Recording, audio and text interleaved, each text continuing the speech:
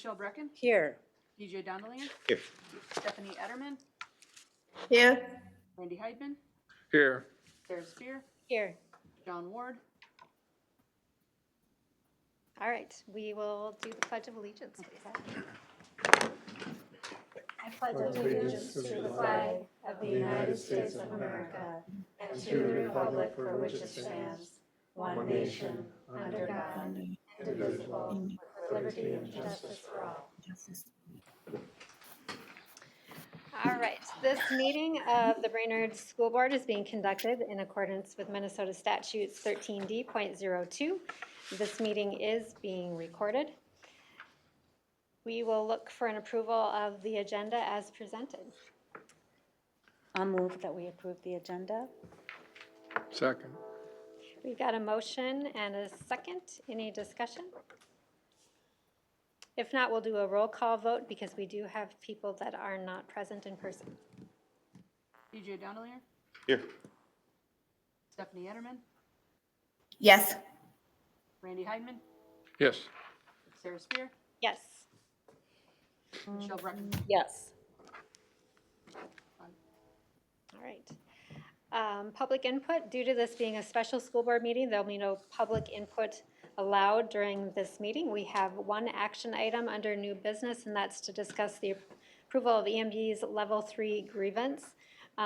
Just to give a little bit about the context or how this will go, we'll allow the union to spend some time talking a little bit about the grievance. We'll give Ollie some time to talk about it as well, and then we'll ask the board to bring their questions to either or both groups and go from there. Sound good? All right. Thank you. First, I want to thank you all for being here today. I know that this is maybe the nicest day we've had since last summer. So spending our time sitting in the boardroom having this meeting is probably not your first choice. I appreciate your time in being here today. I did put a copy of the grievance that I initially submitted to the board chair. It does have contact information for the three families that we're representing, both current and retired employees of our district. And rather than refer to them by name, we'd like to refer to them by number. So if you look at number 1, if we can refer to that couple as family number 1. If you look at number 2, family number 2, and number 3 would be family number 3, so that we can avoid using names of current employees in our district. So I'm not used to this. We haven't really had this before, so I hope you'll give me the indulgence of kind of telling a story. I'm a contract negotiator and I'm on our health insurance committee. And this fall, I was looking back at some of the information shared to us by HR in terms of what the contributions are to different health plans. And I noticed that there was a different way of presenting some of that information than we'd had in the past. So I set up a meeting with our benefits manager to ask some questions about what was going on. And that's when I learned that Family 1 had received a retirement health benefit starting in 2020 that was a little bit different than my understanding of what had happened in the past. And that Family 2 had received that same benefit in 2024. So I went back to talk to family number 3, who had retired in 2020, to say, is that the information that you received as well? Because I didn't track the retirement situations very well. Once folks retire, we often, just touch base here and there. And he said, no, that is not what I received. And so he scheduled a meeting with the benefits manager to talk through that process a little bit.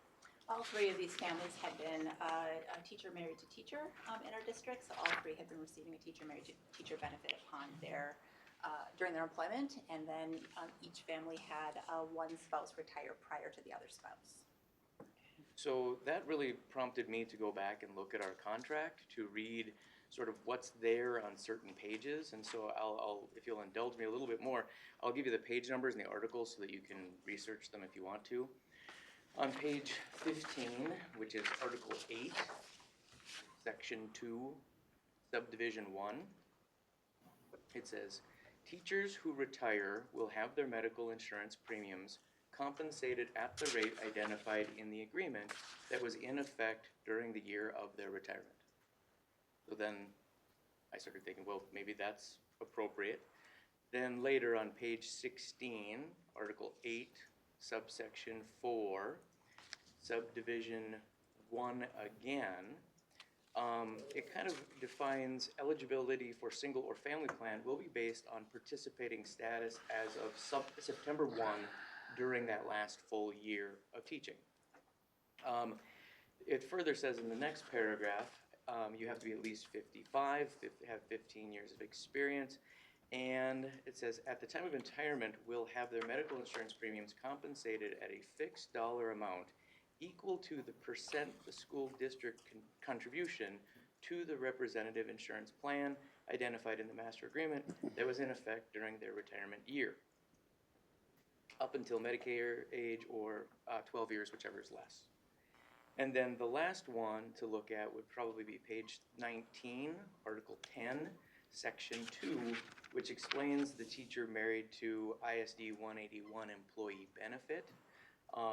And that's kind of where we then met to say we think we have a bit of a problem because our members and our retired members received a letter in January, I believe? stating that that benefit would end, like at that end of that month. And so we scheduled a meeting with Ollie and the benefits manager and started to kind of talk through our process and concerns, because looking forward, we would have a fourth family, employee married to employee, retiring this spring. So kind of the idea is we've got to figure out what's going on here, because it can't just be a stop. And we talked through it. I also contacted our Education Minnesota lawyer, who mentioned a phrase called promissory estoppel, which is when you have a promised benefit that is denied moving forward. And that's not a legal practice. And so we kind of wanted to get together and try to find resolution for what we should be doing here, because I feel like the language is clear if you read it with one eye, and it's differently clear if you read it with a different eye. And that's often a gray area that can be a problem. So to have the contract interpreted in two different ways for two different groups of retirees who both retired under the same contract language and the same circumstances is problematic, as you can imagine. Our two, both family one and family two, who both retired under the promise of this benefit, they retired in part because of that benefit, because as they met with their financial advisors and they met with the district to determine whether or not retirement was feasible for them at that point, they used the information that was provided to them by the district in order to make that determination if they were able to retire, if they were able to move forward with that, or if they needed to continue their employment in the future. And so both of them made the decision to retire based on the information that they were provided by the district about what they were eligible for retiree health benefits. That's the only reason they retired? At least one of the couples said that's why he was able to retire, would not be able to remain retired. So one of the changes that we think about, so I brought a bunch of contracts to try to track where these things came from, is remembering that in 2010, we moved into the Affordable Care Act, which allowed for dependents to stay on your health insurance until age 26. I think that was actually done by Bill Clinton, but whatever, I get you. Yeah, so either way, the point there was that a number of our retirees weren't retiring with dependents that could still be covered. And so in both Family 1 and Family 2's cases, they retired with a need for a family plan because they still had aged dependents, rather than being able to go on two single plans. Which was kind of the practice prior to that, because very few people who retired had dependents under the age of 18, and kids at 18 or graduation aged out of retirement. So having the dependents be able to be covered until the age of 26 changed that for many families, because suddenly they needed continued coverage until their youngest child turned 26 rather than 18 years old. They used to be able to stay on your insurance while they went to college, didn't they? I don't remember. I think so. Regardless, families doesn't did make with- any difference. No. Things have changed, that's for sure. So what we're looking for is, moving forward, we have two families who are currently receiving a benefit, and the district did continue that benefit while we go through the resolution of this process, which we appreciated. We have two families who who we need to have resolution of what their benefits look like moving forward. We believe that they should be given the benefits that they were promised upon retiring. Family 3 is not asking for or expecting any sort of retro, but would like to have his family moved on to the same retirement plan as everybody else is, who retired under the same contract language and the same interpretation moving forward. There is no everybody else. Let's not exaggerate. I'm the car salesman, I'll do the exaggerating if you don't mind. Well, two people. Yeah, Two is people. everybody Well, you make it else. sound like it's like a, That's like everybody a else. community, And we do have another family. like the other again two retiring. families. We do have another family retiring again this spring who would also be impacted in this way. Yeah. For a short period of time, because I believe that their youngest children actually age out of family health insurance at sometime this winter. Don't you think we should be I mean, the two families that are going to be retiring, One. there's one that's gonna be Yes. retiring. To me, that's a separate issue. We're willing to have conversations. Yeah. All sorts of conversations Yeah. about what makes the Yeah, most sense because- moving forward. I mean,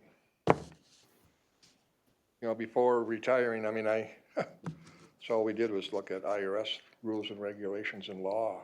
I mean, we talk about a promise. Was this in writing or was it verbal? Well, I mean, if you consider the fact that they were given the benefit, I think that would be considered in writing. No, wait, I'm serious. I think there's a valid question. Is this in writing from Angie Bennett? They were provided with the benefit. Well, So no, it's not in writing. not that we know of. Okay. Okay. They're not We here. weren't a Yeah. part of those meetings. Right. so- Verbal. Okay, yep. It was just a question. Yeah. Right. So what does the contract actually say? To me, I see three options, according to the contract. Well, Didn't it? tell me more about what the options are. Well, I mean, in Article 10, Section 2, first of all, in order to get TMT, you have to be married to an employee. If you're retired, you're not an employee Correct. anymore. So, looking at the options, you get one paid family, two fully paid single plans, or a specified dollar amount. That's it. Three options. Well, and our understanding would be that that's how the previous benefits manager interpreted that as well. The flow, however, going page 15, then 16, then 19, gives me some question about that, because 15 and 19 clearly say you get the dollar amount you were receiving in your last year of employment, when you were an employee married to employee. So I feel like there's a question there about what does that mean? And because I totally understand your logic where you're at. All three retirees retired as the carriers of their family insurance. So the family insurance was in their name. So they were receiving the full value of the family health benefit as their benefit. So when you look at a fixed dollar amount for family 1 and family 2, that dollar amount was looked at as this is the dollar amount that you were receiving upon retiring, which is why you're entitled to that fixed dollar amount moving forward. Oh, yeah, I didn't read it that way. I read it that you got the fixed dollar amount of what a single plan would be, is the way I read it, but regardless, I'm not an attorney, so what do I Yeah, know? I'm not either. Don't plan to be one either. Well, and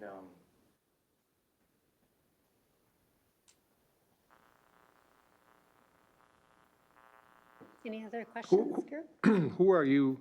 Who is the union? Who are you filing a grievance on behalf of? I'm the president of Education Minnesota Brainerd, so we are filing a grievance on behalf of these parties. Okay, which parties? Family 1, Family 2, and Family 3. Okay. Let me ask this question. Can you file a grievance on a retired employee? According to the law, yes. As of right now, there is a legal proceeding, I believe, going through the courts right now that could change that, but has not yet been, it has not been established as a change in law. we also have from each of the families, one of the spouses is currently a teacher. So Oh, right. we could be Yeah. representing the current employee as well. But I would say more than anything, we're representing the contract language itself, because there's a question here whether that is the correct interpretation. Because we also need to discuss the interpretation of this moving forward. This will not be the last time that we have a situation in which we have two retired teachers receiving teacher married to teacher employment where one retires before the other. Sure not. On the flip side, there's a cap to it, because people who were hired after 2009 have a different retirement benefit. So this isn't something that goes on infinitely by any means. And it also would only be people who retire with the need for a family plan. So Misty and I, for example, when we go to retire, we will have no need for a family plan because our youngest will be aged out no matter what. So there's a real finite look on that. Plus, we are currently in contract negotiations, which gives us an opportunity to potentially clean up that language. But right now, we are still operating under this other contract. Have you talked to family number 3 Yes. in depth? Yes. Okay? His family number 3 does have a spouse employed by the district, not as a teacher, but on an EA contract, actually. Still. Correct. Okay.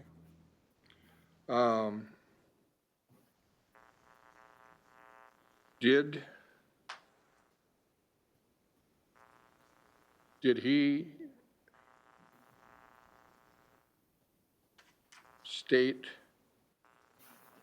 that what he was receiving as far as the contribution, that it was correct according to the contract?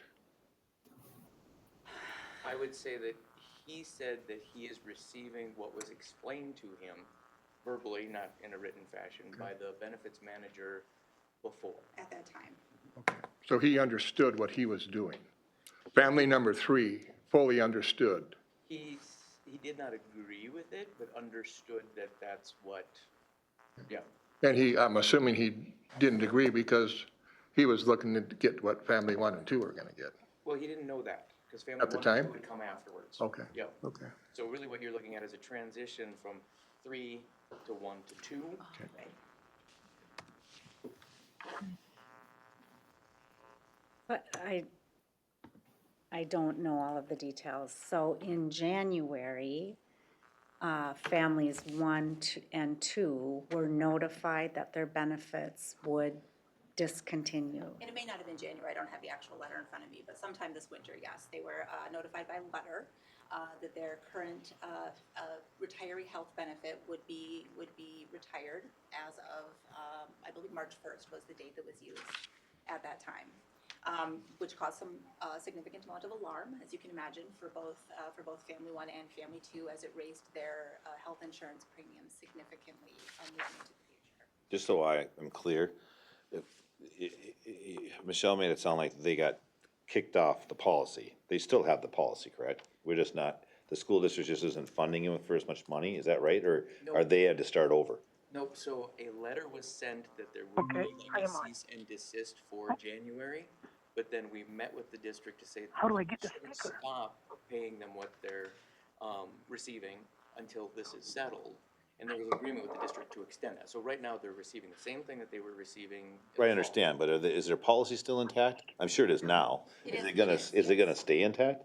That's what we're trying to, like, they would still have access to the policy, but the rate at which they're receiving. Well, they'd have to pay more out of their pocket than Yeah. they were before. That's what we're talking about, just money. Yep. Not the actual policy. They're not getting Okay. kicked off the policy. No, Okay, just to make sure. yeah, it was just a stop. I just was Their curious. contribution. Their contribution Okay, went up. okay. Yep.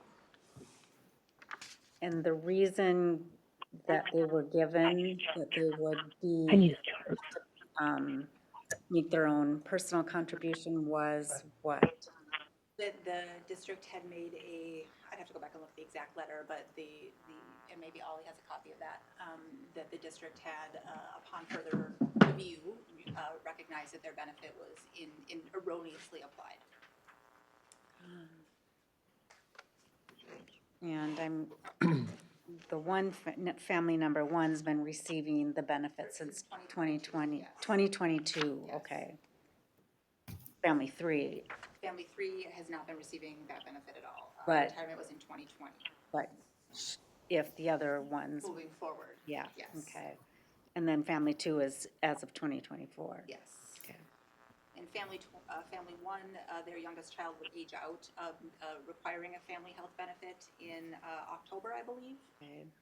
Whereas family number two has a significant more time than that necessary. So the intention is when a child or ages out, then the two people would go on single plans. And that is the understanding, okay? Which is, I'm guessing, cheaper? Yep.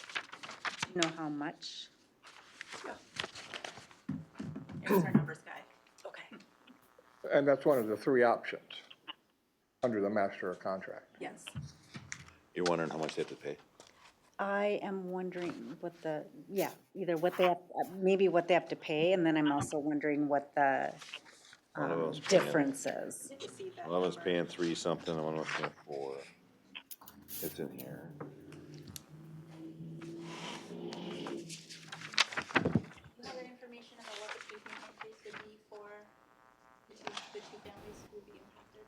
No. Okay. I have it, but- Oh, we have it. It's Is in there that still. in the, 407 a month for, okay, family one, 2, okay, and 371 for family 1. okay. Now, that's in that other, That's what we're talking about. That's basically what this is all about. And the difference when a family moves from that family plan to singles is roughly $450 or $500, depending on the year that they retire. okay. Back to family number 3.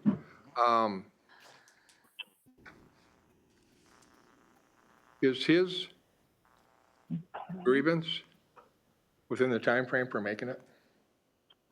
According to the master contract? Well, once you know you have a concern, that's different than not knowing you had a concern to start with. So he didn't know he had a concern until he was notified that there was a discrepancy in how the retiree family health benefit was being applied to other retirees. So he retired in 2020. The other family retired. First family retired in 2022. The next one in 2024. And so he didn't learn until 4 years after retiring that it had been applied in a different way to different families. So upon that, that is when he looked into the information, communicated with the district to find out what was happening. And we started the process of determining what was happening to try to, we had no desire to file a grievance. This was certainly not our best case scenario. The goal was to have this, to have some sort of a resolution to this prior to that. And so when it became clear after our meetings and conversations with the district was not going to be making any changes to their original decision, that is when the grievance was filed. So yes, it would have been within the time frame in which which we are required to file a grievance, which is.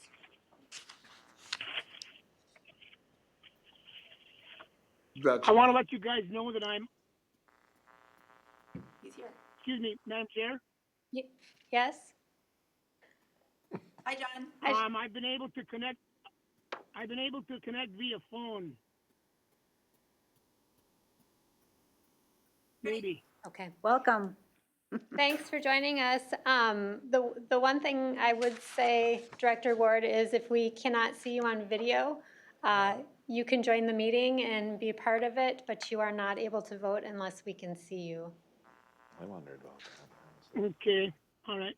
But thank you for joining us, and yes, definitely, please listen in and ask questions. Well, I tried to join by video, but it didn't work down here.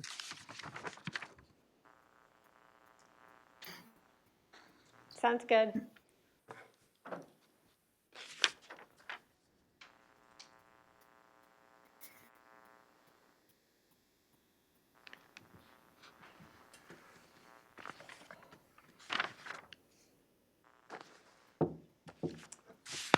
I have a question. What is the cost to the district if we were to continue with what appears to be what we promised? I'll accept that information for you. Ollie? I was just asking, what is the cost to the district if we were to continue in this arrangement that we had promised to these two families, or, yeah, two families? to that question. Marcy, Lord, and Mackenzie has done calculations, and based on their calculation, it will cost the district 1.6 million. I don't, not for the two families that are, Not for the two yeah, families. right now I but think we're focused on the two families. We're not. You're focused on the two families. I'm focused on the school district and the 6,000 kids that are enrolled here and the 1,200 people that work here. So you guys are worried about two, that's your job. I understand your job, but let's not get confused what my job is. But this Or grievance tell is me not what for my 1,200 job is. families. Well, This that's what grievance it'll is be for- because we'll set the precedent. Grievance is for the three families that are outlined in the grievance procedure. And- Three families, first of all, family number three, we had, I guess you can, whatever. There's no reason for us to argue about this. This isn't our job. Let's move on. If we my have questions, quest- let's have the questions. My question was, what is the cost to the district if we were to follow through with our agreement, our alleged agreement on these 2 or 3 families? Well, it seems clear to me that if the additional premium for each family, we've got one at 371 and one at 407. Okay. That's the difference. How about the one you're talking about that's gonna retire now? Are we gonna have to pay it on that one? I don't think we are addressing, I don't think we're addressing that one right now. Oh. And his. Well, then, are you gonna say that the number that Marcy Lord came up with is wrong? 1.6 million? Well- Are you gonna agree to that or not? I don't know that I can, I don't know that you can either. because it's the first time I'm hearing it. I think we have a difference also in terms of, where we are. So when I understood this practice to begin, it was under a teacher married to teacher situation.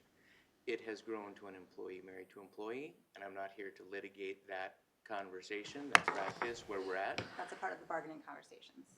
Correct. And what we entered in with, and I appreciate you asking this, because at some point, we bring forward something, and we were willing to talk about, have always been willing to talk about, to try to find a resolution to this situation, which maybe doesn't meet everything that we have listed here.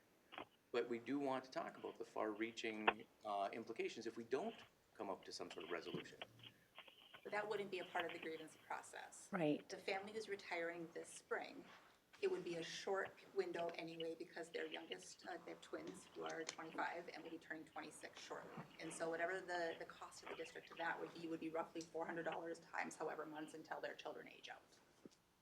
And the part that I don't know is, because it's a retiree health benefit, it's under the OPEB fund, and I don't know to what level we are drawing OPEB at a maximum per year, or if there's more access that could happen through OPEB.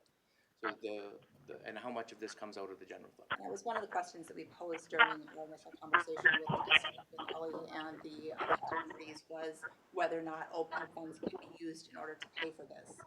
We were not provided any actual information from the district after asking that question.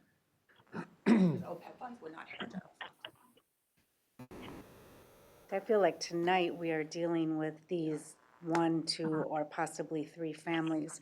The family that's retiring at the end of this year would fit under that bargaining discussion. Although we won't have, bargaining is just starting, so. Right. They're retiring under the same contract that these 3 would be receiving benefits under, and we will not have completed that bargaining language prior to the retirement.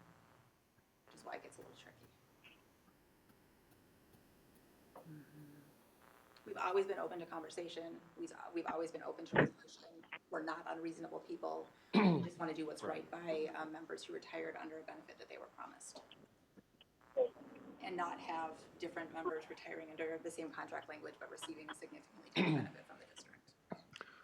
But again, when you use the term promised, that was something that was a discussion based upon the existing contract language, correct? Yes. Okay, seeing, yeah. To me, there's only 3 options. But, again, I'm not an attorney.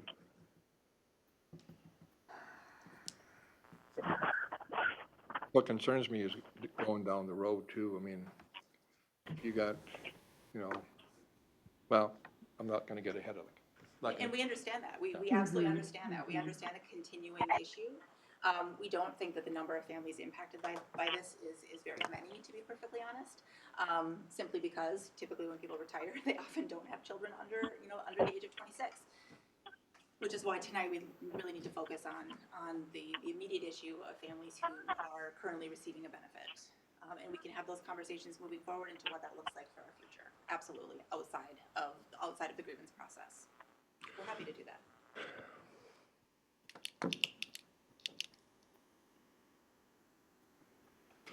Again, I really struggle with family number 3, only because of the fact that he kind of was the one who understood what the benefits were at the time that he retired, and in fact, he knew what the benefits were, and I think the union even agreed with him. We didn't actually have any, we have no, unless we are invited into those meetings, we don't have conversations with our employees who are retiring. They meet with the district to determine Right. what their benefits or eligibility, unless they specifically ask for our input or support. In fact, I've never sat in one before. Typically, our teachers make those appointments on their own. They trust the information that is being provided to them by the district, and they move forward without involving the union at all. My concern about Family 3 truly is that we have then different people retiring under the exact same contract language who are receiving a significantly different benefit from the district. There's a lack of fairness there that I think is significant Which one is fair? to address. Well, that's the question. What's not fair is to have two different benefits being applied to people applying retiring under the same contract language. It's not about one number being more fair than another number. It's about two different applications of the contract language. So clarifying the interpretation of it going forward would probably be advantageous. Absolutely. For- Yeah, there's for no both doubt of that that us, needs to all of happen. us. Absolutely. Okay. Right.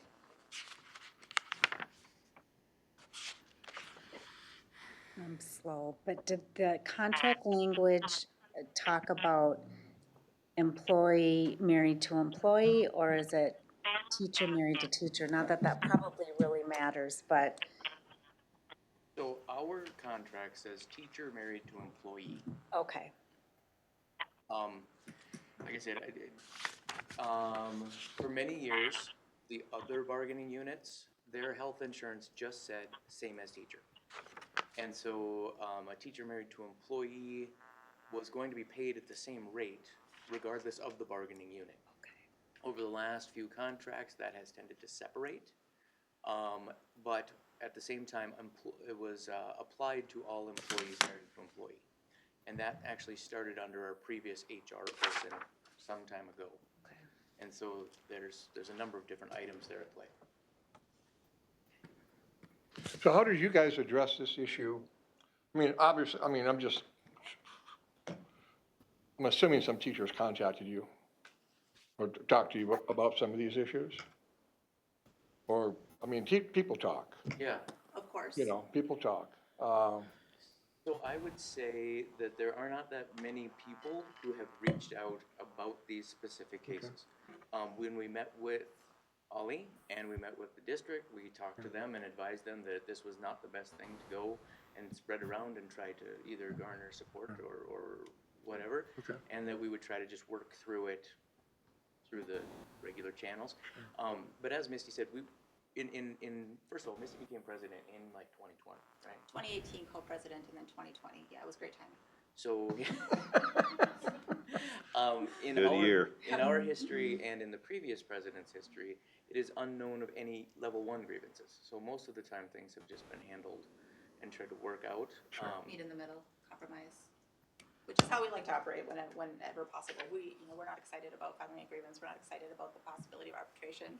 We'd really like to handle these issues without having to go to this level. I don't blame you. It's stressful for everybody. Yeah, they're not easy when you. I have some information I got from Marcy. Want me to share it? Yeah. So according to Marcy and McKenzie, family number 1 has 1 year left. Family number 2 has 5 years to go Yes, on the plan, correct? yes.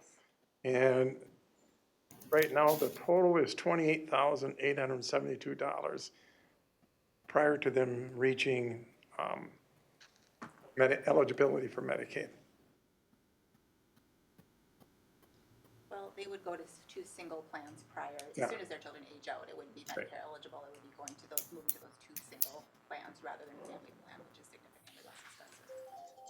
Gosh. So that's the number we would be looking at is Number, that's the when second time their children age out. you've sworn in a board Do we meeting. know what that number is? Oh, That would be 28,000, right? 872.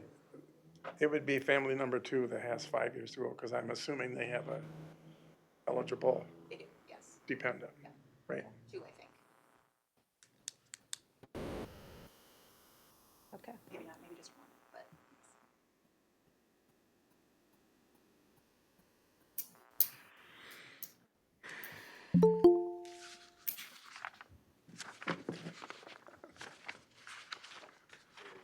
You So mentioned, you don't think there's anybody before 2020 then? Because this has been since 2011? So you don't think in those 9 years, anybody had this situation? Not that you know of, No, not that we're aware of. because nobody, We went because back everybody through- got what they were supposed to get. We went back through, we don't believe that there was a situation like this in which we had one retire, one stay employed, and have dependents under the age of health insurance eligibility. So we did our due diligence, we looked, we tried to find more information, and we couldn't find anybody else that would have been impacted by this. so, Peter, you said about 28,700. 29,000. 29,000 for family 1 and family 2 combined. Correct. Not bringing Not in counting family 3. 3. Okay.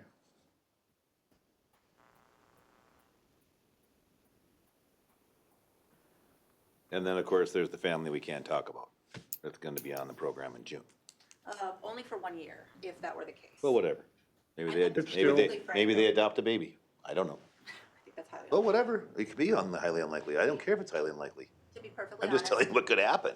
I'm not even sure, I don't even know if their dependents require family health Well, coverage. whatever, we That's can't. information that, All right. to be perfectly frank, the reason why we haven't addressed that family specifically is because we didn't want to promise something to them too. So that's why we've kind of left them out, but also recognize that they need to be dealt with because they will be retiring under a similar situation. So we don't know the circumstances of that. All we know is that they have children who will age out and turn 26 within the next calendar year. I don't know if their children, I know some of their children are professionals, I don't know what that means for their health insurance needs. But we do need to address that moving forward. It's the one other family that's gonna be impacted by this before we have an opportunity to address this in any sort of bargaining language. Which we can't do. It's not up to us. Can I, We don't have that ability. could just take a recess for a second? You know, we can't change the rules for that family that's retiring. And the big deal is exposure. They don't know if anybody from 2011 to 2021, they don't know. They looked back, they don't remember. I mean, that's a long time. Think of it. Isn't when we start promising stuff to people that When does Ali get his turn? all of a sudden people Yeah, are because I gonna need start more saying, well, information. Yeah, let's I swap mean, I know over. we need to negotiate, but. I think We're really fast, Well, you guys are fast. live together, communicate a lot. So I'm gonna go back for a second, and I, again, appreciate you guys so much for being here. Where we entered into the conversation was the hope that we could make some proposals along the way that might be more amicable than just, take it or leave it, or this is all in or nothing. So I think what I'm going to propose is that the board could move to support something that then we could decide if that something was good enough to drop our grievance, especially if that something included like an MOU about what would happen, let's say for family 1 or 3 or 4. If the bargained language which we settle for our next contract brought it so that they should have received something. But I pose that as a very hypothetical resolution to the situation. 'Cause I'm confused. not only was I not super excited about level 3, arbitration sounds worse. I didn't hear that, Eric, what'd you? Arbitration sounds worse as Yeah. I read what's in there and whatever. Yeah. So I'm hoping we could come to a resolution here if possible, but I won't tell you how to do that. It would be really inappropriate considering we're in negotiations with EMB, and to start having the board making that kind of a decision. You're out of line for that, if you agree, because you're not letting then the negotiation team function. You've already made a decision, which impacts the negotiation process coming up, or that's already started. Well, it wouldn't be an MOU, it wouldn't be. Yeah, I know. bargaining language. MOUs never end, and I'm just telling you, don't let that happen in its normal process, because that's what we have Ollie, me, and Marcy, and John for. MOUs do end if there's an end date. I'm just telling you. And we also have to take into consideration what our legal counsel tells us to do as well. That's kind of old-fashioned thinking. Why are we here? Thought we were supposed to do this on Monday, last Monday. Why are we here today? Because we decided the attorney doesn't know what he's doing? Do we want to get a new attorney? Is this something we should talk about? I mean, do you not feel comfortable with him? Is there something wrong with this guy? Like, what is the deal? How could this happen? Why am I here We come again? back to the actual conversation, and we can talk about that. I do think that's something we need to talk about, but I Good. was not comfortable talking about employees in an open meeting.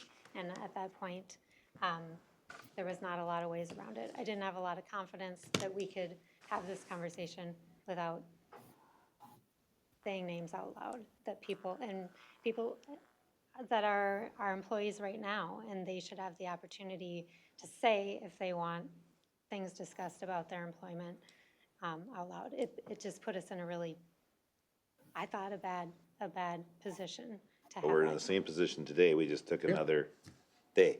But anyways, Yeah. let's just keep on trucking. From my perspective, and I've been an employee of this district for over 20 years. My husband's been employed here for 25 years. Both of our children were raised in this district. They both are successful young women. We're very, very, very thankful for the education that we received here.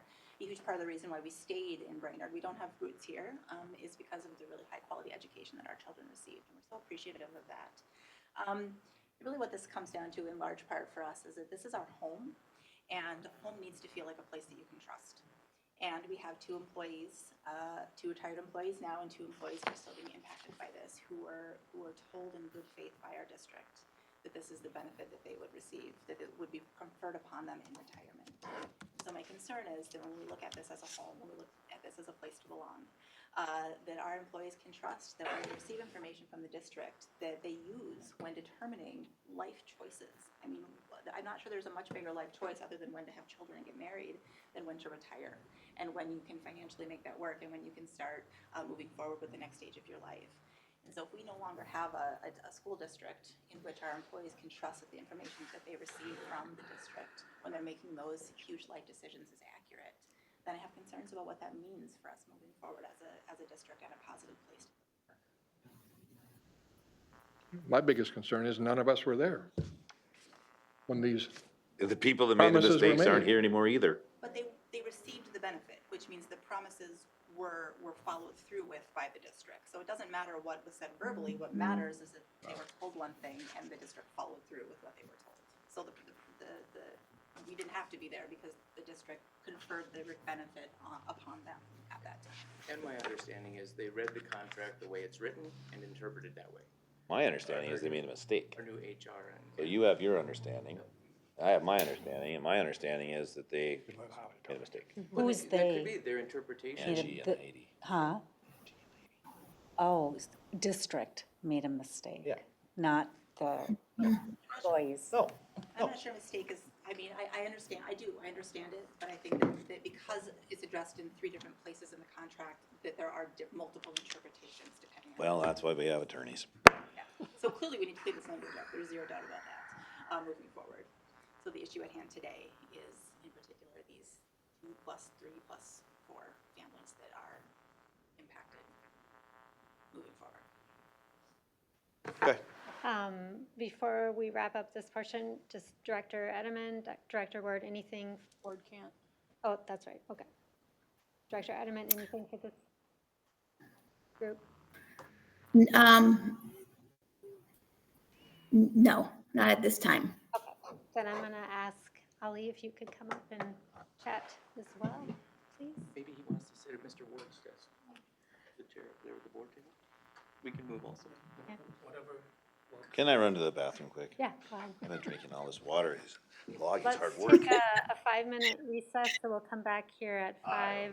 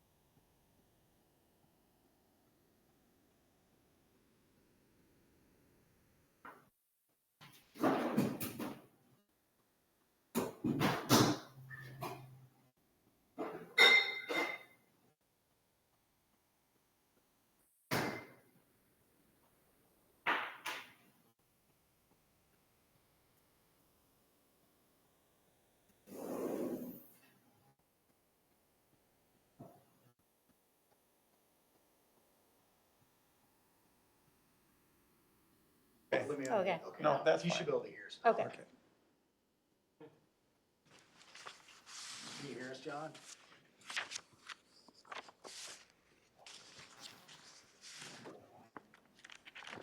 He's muted.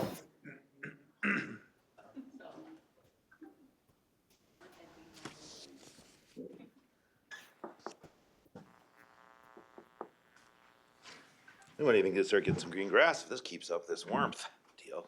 Need a little rain. Did you want to? That's all right.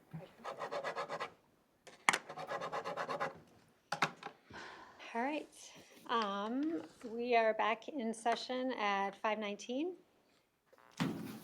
Director Ward is now able to join us. Oh, look at there. Yeah. And we'll move on to Ali, if you would like to share. Sure. Chairman Spear, Superintendent Grant, member of the Board of Education, thank you for the opportunity to address you. I think what I'm going to do is I'm going to start with a statement, and then it's certainly available to answer any questions that you may have. If I have the information, I will provide that. If I don't, I'll say I don't know. And so I can certainly do that. So from the district's point of view, the district administration and legal counsel recommends denying the grievance at level 3 because Education Minnesota improperly argued on behalf of the retiree.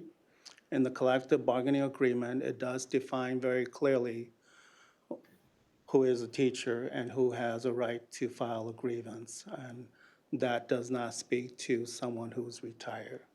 And so at this point, I want to share that.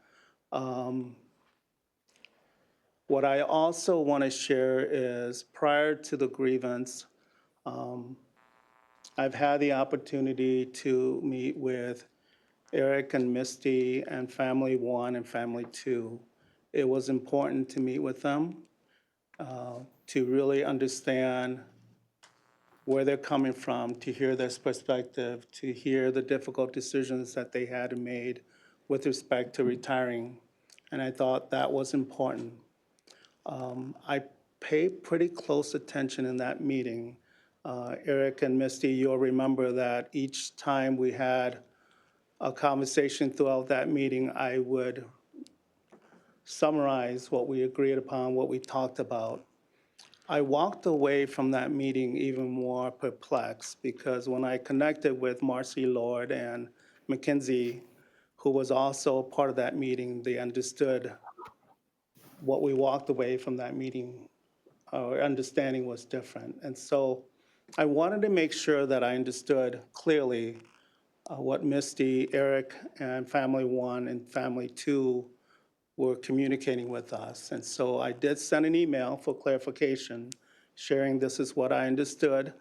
And our goal of meeting Family One and Family Two was that we made the decision to move forward away from TMT with the understanding that we need to understand where Family One and Family Two was. That we need to, if we could, honor Family One and Two.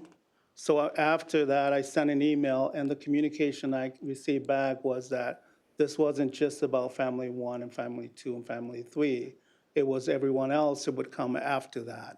And so that's why we stay firm with our decision to move forward. And that's why the letter that Misty mentioned in terms of March 1st, April 1st, and then eventually the deadline being June 1st, continued. So today, I'm a little confused whether this is about Family One, Family Two, and Family Three, or if this is about TMT, and applying that to everyone that will qualify under TMT. The grievance today is about families 1, 2, 3, and sort of 4. Moving forward is something that we need to address outside of the boundaries of this grievance. So If there was a misunderstanding there or a misinterpretation, but our grievance specifically is for these families. thank you.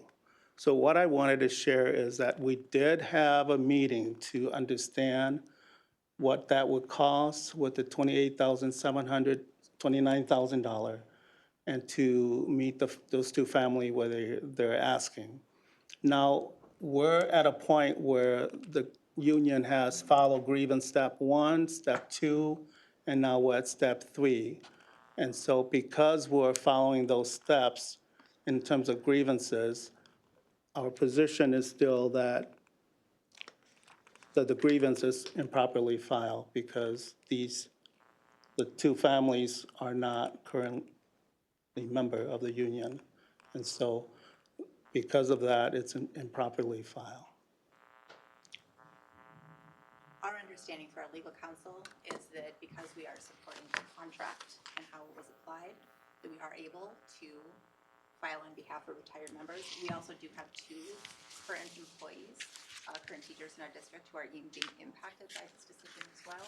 But also our understanding is that there is litigation going through the court process right now that could change our right to file on behalf of retired employees, but that has not been completed. That was our understanding. To address your comment, Director Dongen-Linger, the spouse in Family One and the spouse in Family Two is the 2 that she's referring to. They're still employed They're as still teachers in employees. this district. Oh, yeah. I understand that, sorry. I thought maybe we had another one coming. No. Trade. So our concern is about these families as outlined that we filed the agreements on behalf of. Moving forward, we need to clearly clean up that contract language so that we have a much more specific understanding of that contract language interpretation moving forward. But our concern for today is these 3, maybe 4 families moving forward. Madam Chair, Yes, Director Ward? so my understanding is, as was just stated, Family One and Family Two each have a full-time ISD 181 employee. And my question is, I thought Family Three also had a ISD 181 employee. So they do actually. So the spouse for family number 3 is a retired teacher who is working full-time as an education assistant in our district. So that met the requirements then, is that correct?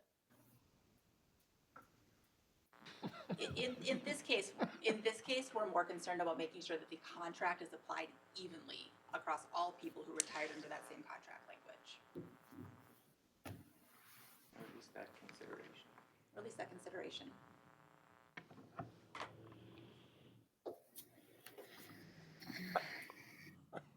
I mean, I understand Any that. questions but for I mean- Ollie? Oh.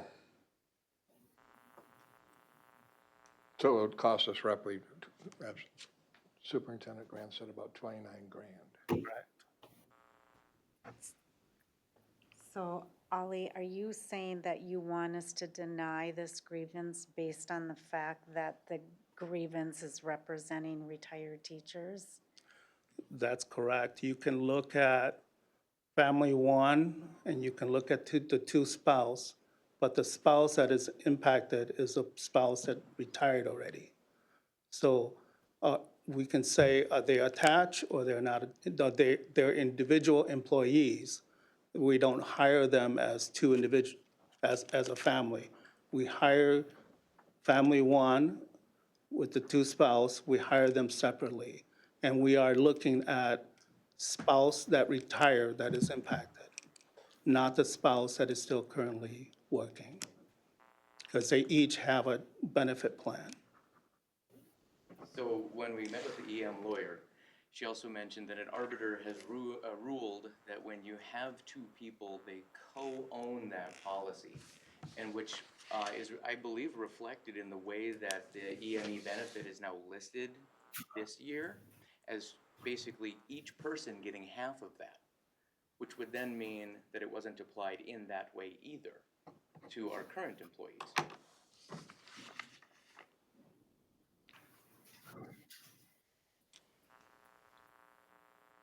Madam Chair, Yes, Director Ward. Ali, when the grievance was first put in on a level one or even a level two, were there proposals shot back and forth between the union and our administrative team? Were they, in other words, have there been discussions and talks about trying to work this out without extending a grievance to level three? I mean, we're at level three now, but 1 and 2, were there proposals shot back and forth, Holly?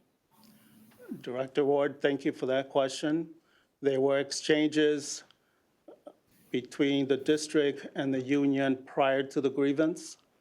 So there were discussion of solutions and such prior, but after that, the grievance went into effect, and they were not after that because it occurred prior to the filing the grievance. My memory was that we met and we put proposals out that were taken back to the administrative team, and then the response was that the administrative team denied it, not that there was a counter proposal. Maybe my memory is No, wrong. there were no counter proposals. What were the proposals? Why would there be a proposal? There's a contract. Why would you need a proposal? I don't understand. A deal's a deal. They just said that there were proposals. Well, they said so- there are no proposals. She just said there's no proposals back and forth. So you said, what are the proposals? She said there were no proposals. Ally said that there were proposals. Well, they turned down the offer from That's not how I EMB. understood it. so Well, it's I right was- in the letter, if you read it. I did read it. We did not feel like there were openings to have further discussions with the admin team based on the communications we received from them after our initial meeting with the 3 impacted families and Ollie and our benefits coordinator.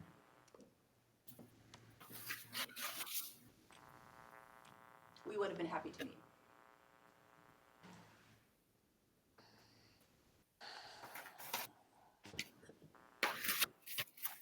Madam Chair, Yes, Director Ward. I just heard Misty say that they would have been happy to try to make an arrangement out. I thought I heard that. And is that still on the table for both sides, that the arrangement could be worked out?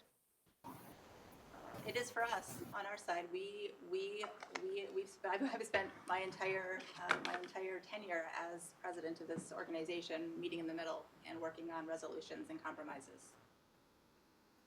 Do you believe that there were potential mistakes, errors, whatever you want to call it, on both sides? Or is this a one-way street? Not having been in the room, I can't say that we could answer that question. We have only people's responses to what they said that they heard or were told or whatever. What I would say is this, in just true fairness, we changed from one HR director to another HR director. And a situation came up and it was interpreted differently just based on their quick read of a contract. And one benefits coordinator to another benefits coordinator. So I don't know that I would view it as mistakes at all. I think it's just different interpretations of contract language that isn't clear throughout the contract. Okay, so you agree it's not 100% clear on either side? I get, well, let me just ask the The question. contract language Let me- needs to be cleared up. And Okay, clarified. but just let me ask this question. There's no doubt. Do you guys want everything here? We want to make it right for the people who are listed on the. That's not what I'm asking. Do you want everything? What is your definition of everything? Everything. But you're asking for in the grievance, everything.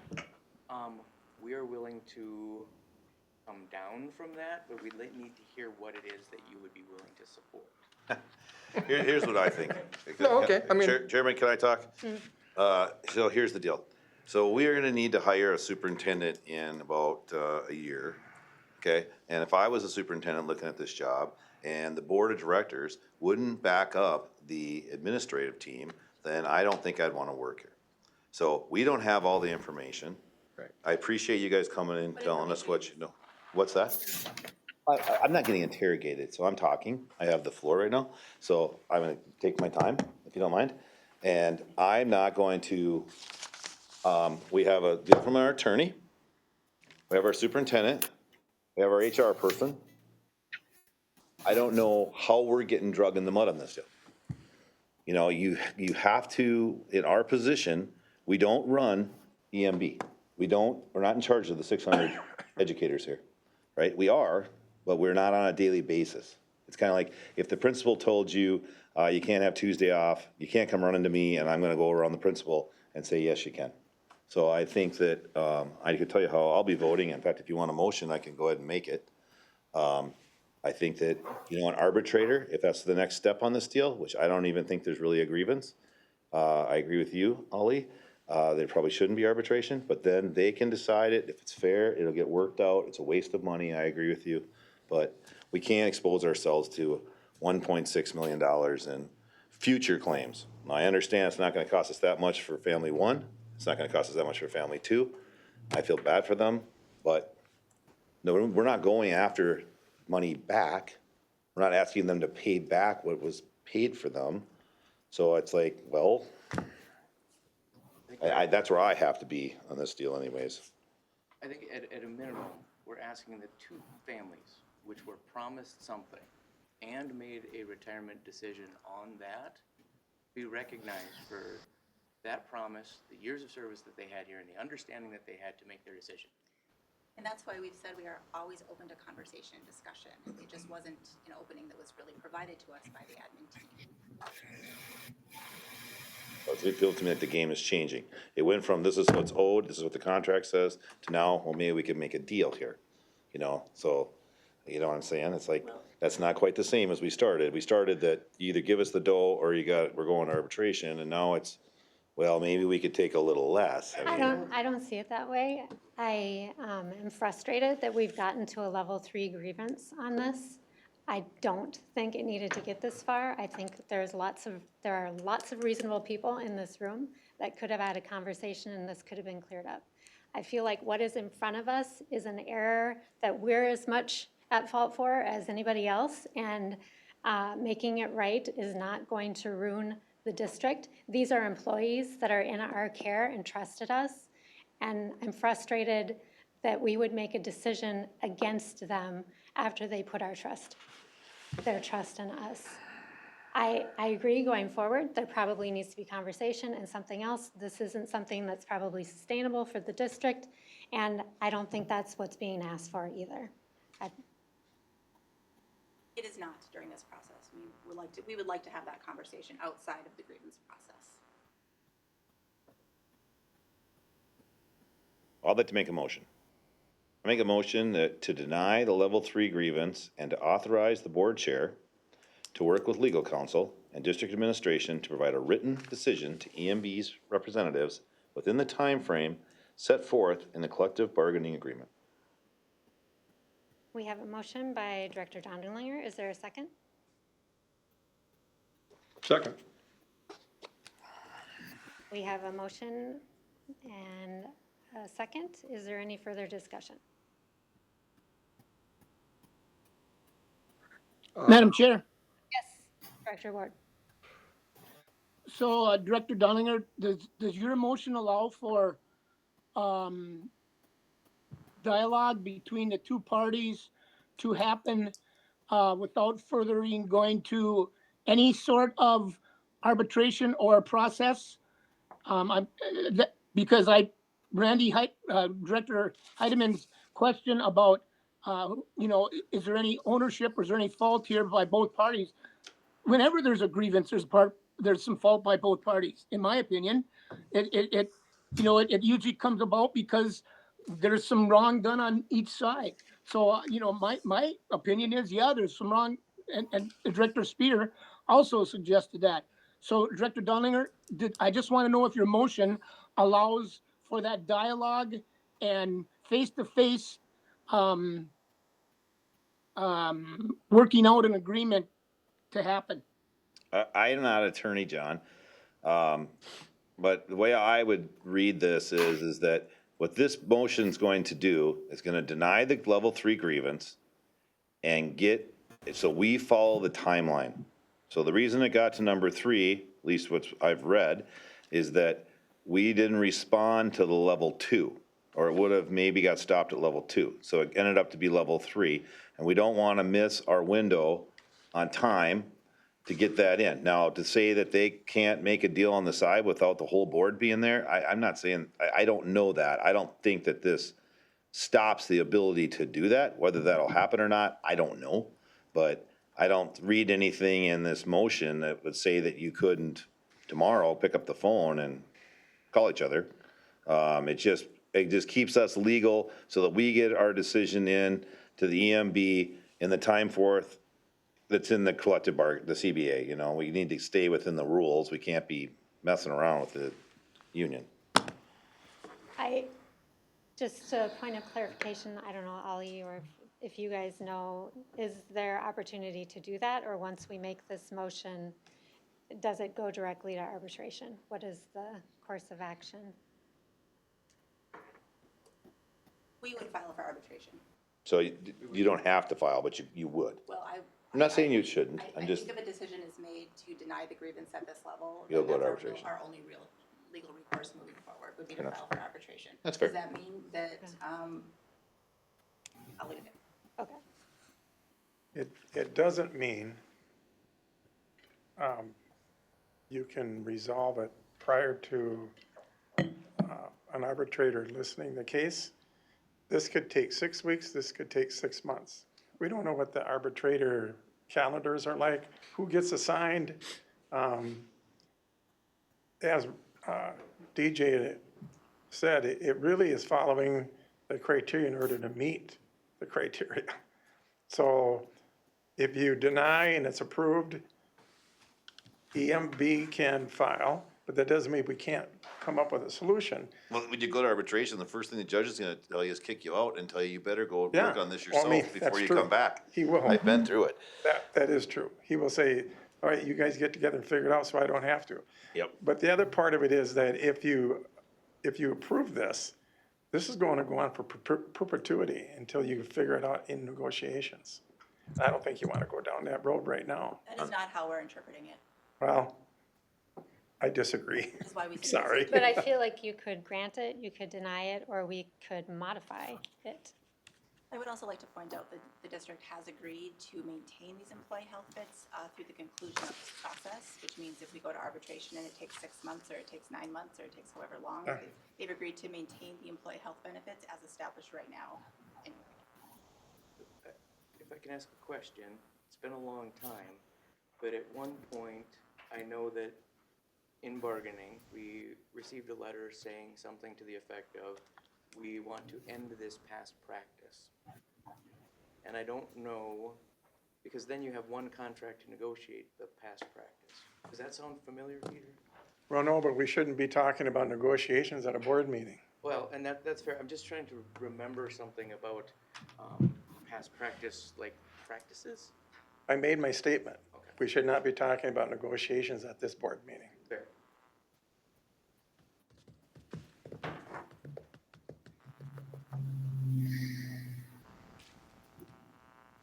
So I just want to make sure that I understand.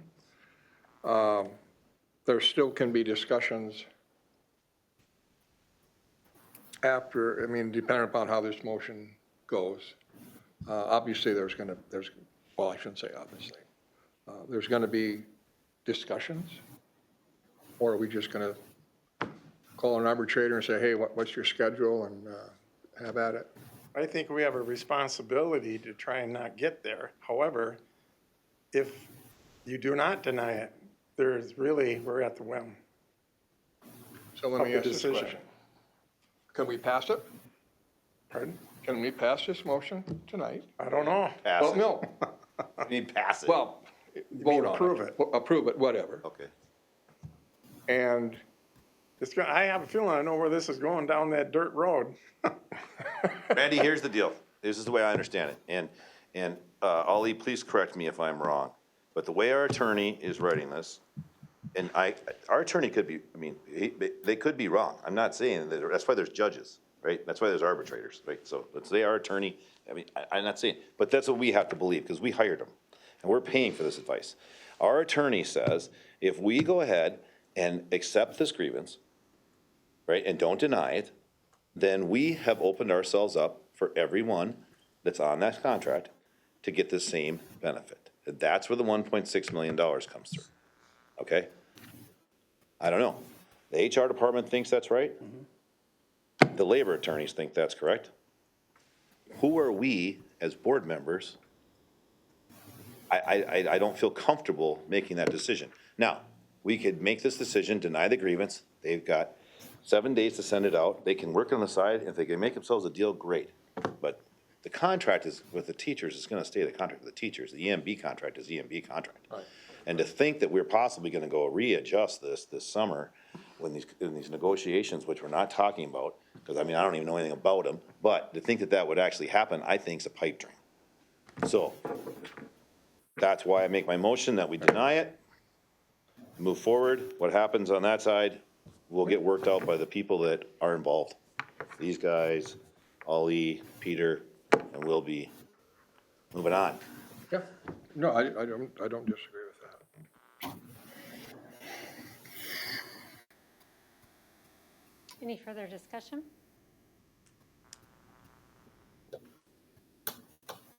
We have a motion on the floor to deny the grievance and a second. Do a roll call vote. Stephanie Etterman, I agree to deny it. Randy Heidman, Yes to deny. Sarah Spear, No. John Ward, No, Michelle Brecken, No.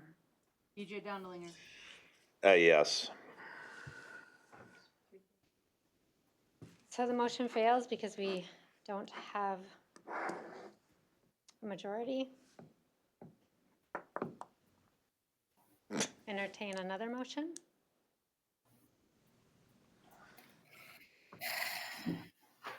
I'd like to move, Madam Chair. Yes. I'm gonna make the motion and then just somebody tell me if that could happen. I'd like to move that the administrative team, get together with EMB to work out a solution for this situation. So I understand that we can, I understand that the board can direct the administration. I understand that we can't direct EMB. So that's why I'll make that motion, but we'll see what happens. Is there a second? And then we can talk I'll second it. about whether or not we can do that. Are we further discussion? I'm going to look to Ollie and to EMB. Is this something we can do?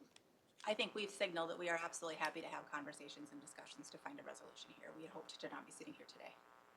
Again, we've never gone through a grievance process, so I feel like a baby on this one, especially when we're talking about, we've got legal advice on one side. I talked to an EM lawyer for like a half an hour one time on a video chat months ago and have not followed back up. So I really wish we weren't tied to dates and all of these timelines and things like that, and we're just hoping that we're doing things on the best that we can, so we're pretty much open to listening to anything. Can we ask for it to be, for this discussion to happen and a resolution made within 30 days? So this doesn't, that would be amending John's motion.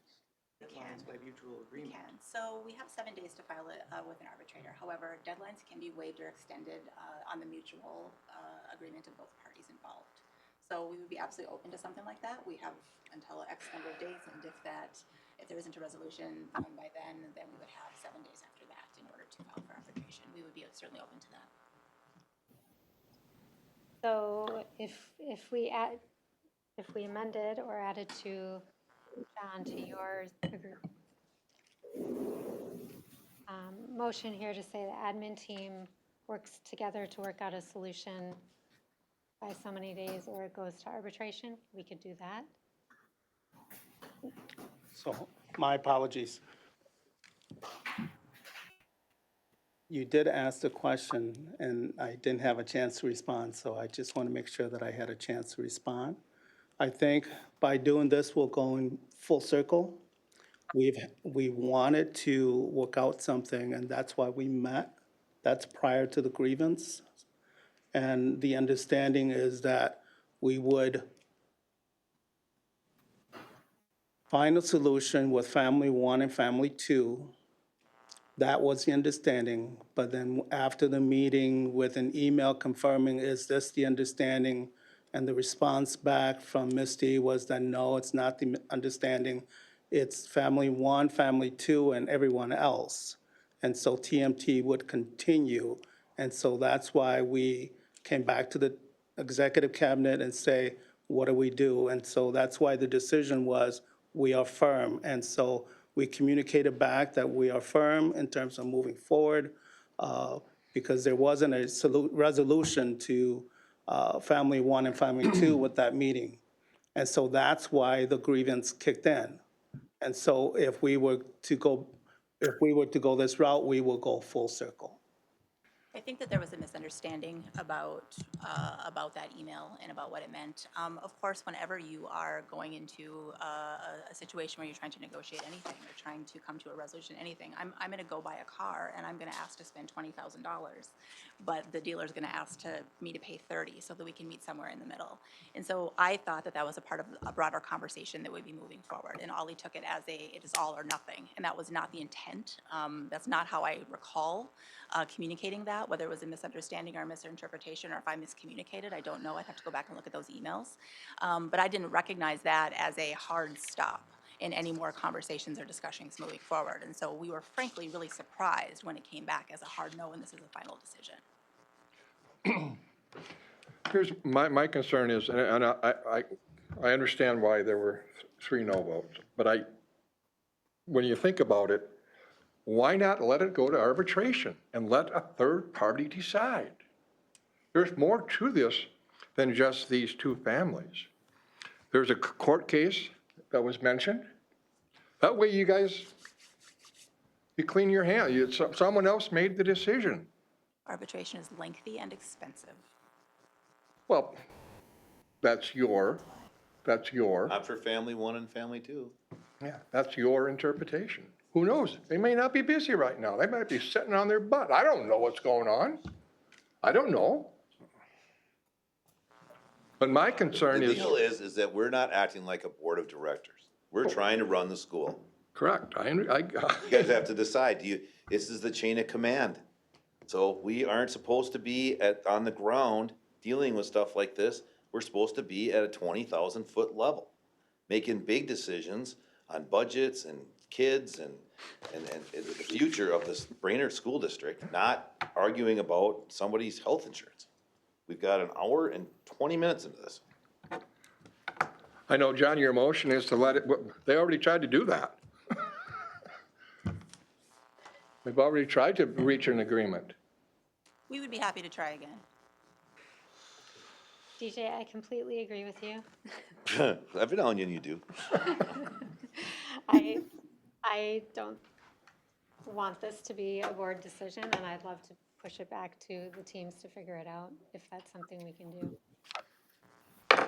I'm sad that it would get to the place of arbitration. I just don't think that's who we are. Well, they can work it out. I mean, you don't have to file for arbitration on day one. We just have to stay within our timeframes. We would have to agree to extend that time frame if we are willing to do that, if you're willing to do that. by mutual agreement. I don't know about that. I do know that we need to get you guys a written answer, and we need to stay within our bounds so that we don't make any more mistakes on this deal, you know, than we've already made. So what you do with it after that, like you said, you'd have to file for the arbitration. You can, I'm sure tomorrow morning you guys could try to work this out.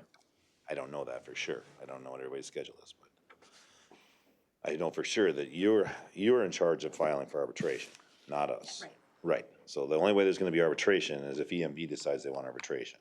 So it's not like, you know, it's not like there isn't an opportunity to sit down and maybe try to hammer it out. If it doesn't work out, that's always an option. Or if we run out of time, which is what you had mentioned. Well, time is like, this thing says we have to have an answer written by the 28th of April, I think, and then we have 7 days to get it to you. So that gives you a couple of weeks, and then you said you have 7 days after that. I mean, lordy me, in 3 weeks, I mean, holy cow. You can get a lot done in 3 weeks. What would be wrong with our response to EMB to be that we would like another opportunity for admin and EMB to get together to resolve this within X amount of days Maybe you can. I don't think prior it's legal. to it going to arbitration? I don't Why do think we it's need a legal, do motion you? for that? You think it's legal? Because we need them, We have to make some kind of. We have to make some take kind of- some sort of action. Right. We can only Meet the do contract this grievance. language. That's all we can do. It basically would be an agreement, it would basically be agreeing to extend the time frame for this, is what it is. Oh, okay. with To go to another, arbitration. with another intentional opportunity for EMB And and another admin. intentional board meeting. Yeah, we don't need another. We can't deal with this. We don't get to deal with Maybe this. we can say by May 12th. I don't think that we would need another board meeting if we came to a mutually agreed. Well, you wouldn't, but if you don't, we have to have one because you filed a grievance. Well, we could So extend. we're at a level 3 grievance here. We can sit here and talk about all these great ideas. We have a level 3 grievance that you filed against the school board and against the Brainerd School District. Okay? Our responsibility as board members is to either say, okay, you win, or we're gonna deny the grievance. That's our only two options we have. See, I think we have three options. Well- Because it sounds like there was a misunderstanding between EMB and admin in terms of the possible solutions to this issue. And we're hearing that now, that there was a misunderstanding, so maybe they needed to have some time to clear up that Well, misunderstanding. then why get did back EMB together, file the grievance because they were told unequivocally no. in an email? Yes. Wasn't worth a phone call. Wasn't worth, can I get an appointment with you and come sit down? We had a. Do an email. We had a very short window of opportunity in which to file the grievance. Okay, well, you filed the grievance, not us. We didn't file any grievances on anybody. I mean, this is just, to me, it's just crazy train. I agree with you about the phone call. I wish I would have received some, but I didn't, so. And you could have made them too. Those phones go both directions, Misty. You know I that. understand that. I You're understand smart. that. You taught my kids. I know you're a brain. I understand. My You're a point is smart that this is- person. My point is that this is more complicated than one side or the other side. That this was, you also have to remember that as a union, we are working with brand-new administration at every single level. And so our learning curve is really high on trying to figure out how everybody communicates and how to navigate situations that are challenging and difficult. True. It's very, very, very different than anything that we've experienced in the past, and that's not necessarily good or bad, it just means it's a learning curve. And so we are all doing the very best we can under circumstances that are challenging, but we are not the enemy. We're just trying to work together to create a healthy district for our staff and our students. That's all. Yeah, That's I all we're agree. doing. I don't doubt it. That's all we want. But today, that doesn't change the fact that you filed a grievance and we're at a level 3 grievance. And as a school board, we have to be adults and make a decision on this grievance. The district did have an opportunity to respond along the way. mean, I understand. You don't get to a level 3 grievance without. I'm without not it saying getting to that you're not point. right. It doesn't change the facts that we are in a meeting with a level 3 grievance on our plate. That's what this whole meeting's about. And we have to make a decision. So What's the decision gonna be? John's got a motion, Michelle seconded. I don't know, we could have a vote on it, I guess. I don't remember what the motion is anymore, but we should clarify it. Well, we should. We have a motion on the floor to direct the admin team to get back together and work with EMB out on a solution. And we didn't put a date on it. We could put a date on it, I think. Otherwise, arbitration is the next step. Well, from an I'm, administrative, a- go ahead. I'm absolutely okay with the, amending the motion to include a timeline, a date, finite, and arbitration after that. That, I'm okay with that. I don't know if the seconder is or not. Do you have a date in mind, John? Director Ward? No, I don't. I think Director Dollinger said something about 3 weeks. I don't know what that date would be, but that seems, I mean, we don't want to extend this obviously out any longer than we have to. I'd like it done tomorrow myself, but How long, That do you think, Peter, your admin team would, We got a couple problems here. As a 3-3 vote, the grievance is not denied or approved, right? Would you agree? it failed? And I don't know what that does to April 28th date, to be honest with you. This is new ground. And if you approve Director Ward's motion, then you're agreeing to the grievance. Because you have to have a solution. I view it as more of an extension. Well, can you violate the contract on that? It's not a violation of the contract. The contract actually states that by mutual agreement, we can extend deadlines. You haven't even talked to an attorney. It's in our contract. Eric just told us, you haven't talked to an attorney. It's in our Well, contract. I don't, not gonna go with what you say. Not for $1.6 million. I mean, can't do it. I can read it to you from. I don't care if you read it. I'm not an attorney either. I don't know. So, I don't know Misty, union is law. that, Our contract states that by mutual agreement, we can extend deadlines for grievances. can you read that? I just want to make Oh, sure. God. Not that I don't believe you. Okay, yes. I don't want to violate the master agreement. All right, I gotta scroll back up to the top, because it's way up under Article, 18, grievance procedure. Scrolling all the way down to the bottom. I don't know if there's a section, or I don't believe there is, just subdivision. Subdivision 9. The parties by mutual written agreement, may waive any step and extend any time limits in a grievance procedure. By mutual written agreement, we may waive any step and extend any time limits in the grievance procedure. So this motion, to my interpretation, whether you agree with it or not, is that would extend the school board's time frame that they have to respond to this grievance. The school board is gonna be done with this today. This We meeting don't is- need to have another meeting on this deal. And I don't know if you would need to if there was a resolution. Well, if it says the school board's gonna have to decide, we can't just all of a sudden fly by the seat of our pants and have an online voting thing. You know, back when I used to run Ski Gull and some of these other boards, we can send an email out and I go, I'm for it, Michelle says I'm against it, Sarah says I'm for it, boom, boom, it passes.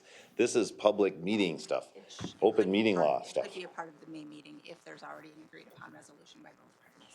So it wouldn't require a special meeting. Okay.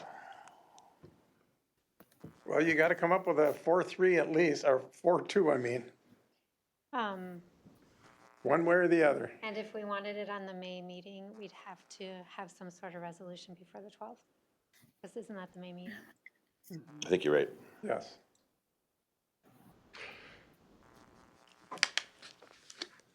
That would be our imposed deadline. My guess is if there isn't an agreement, you would waive the level 3 and go right to arbitration. Can you repeat that? I'm sorry. My guess is it sounds like in the contract, you can waive any step Yes. that you would waive coming back to the level 3 and going to arbitration. I don't know that there would be much other choice if we aren't open to having more continued communication to find a resolution. Right, okay. I just want to clarify that. Thank you. Getting back to Director Ward's motion, right now, the motion that Director Donlinger made has been denied. The 3-3 vote, a 3-3 vote denies the motion. Correct. Okay? John's motion was to, would you repeat that again, John, your motion? My motion was to direct the admin team to get together with the EMB team to work out an agreement. And if we want to put a timeline on it, I'm fine with that. So work out an agreement, John. What does that mean? I don't know if they need to work out an agreement. I mean, work out an agreement, working out an agreement. To, my What interpretation. if they don't of want to working out make an agreement? is- What if the EMB is not reasonable? Is it okay if they don't have an agreement? Then it goes to arbitration. Well, you're making a motion Absolutely, that then it they goes- have to make an agreement, so Making a this is legal, beagle stuff here. I'm not trying to be an asshole, but I mean, it's the facts. Oh, right now. Motion's gotta be a good motion. This is serious stuff we're dealing with. I'm putting my stuff away. I think you should have a motion that is absolutely clear what it's asking for a vote, because right now I don't know if there's clarity. So, John, I don't want to put words in your mouth, but I hear you saying the motion is to send this back to the admin team to work together with EMB on a solution by May 12th. Otherwise, we go to arbitration. Correct.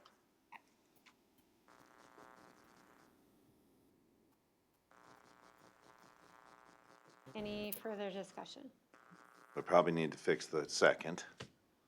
Michelle, do you want a second? I'll second that. Okay.